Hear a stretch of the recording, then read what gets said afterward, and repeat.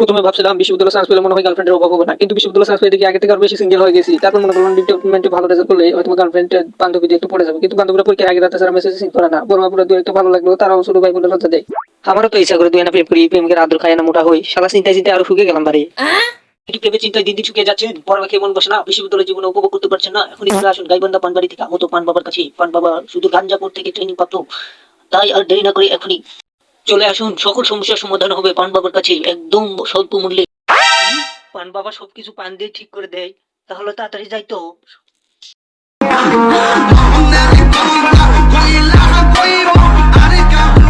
পান বাবা যে কোথায়, দেখি তো শব্দ হচ্ছে কোথাতে যেন। ও এই তো সামনে পান বাবা, যাই যাই তাড়াতাড়ি করে যাই।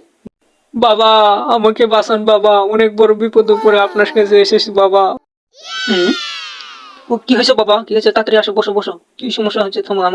আমার পাংখা দিয়ে তোমার সমস্যাগুলো চেক করতেছি, দাও। তোমার তো জটিল সমস্যা, তুমি তো জন্মগত সিঙ্গেল। হুম, আপনি তো আমার সমস্যা ধরতে পেরেছেন বাবা, এর সমাধান কি বাবা? এর সমাধানও আমার কাছে আছে, দাঁড়াও, মন্ত্রপুত এক অসাধারণ ফুল দিচ্ছি, বিউটি কিউটি। এই মন্ত্রস্ফুত ফুল দিয়ে তুই যাকে প্রপোজ করবি সেই তোর প্রেমে পাগল হয়ে যাবে।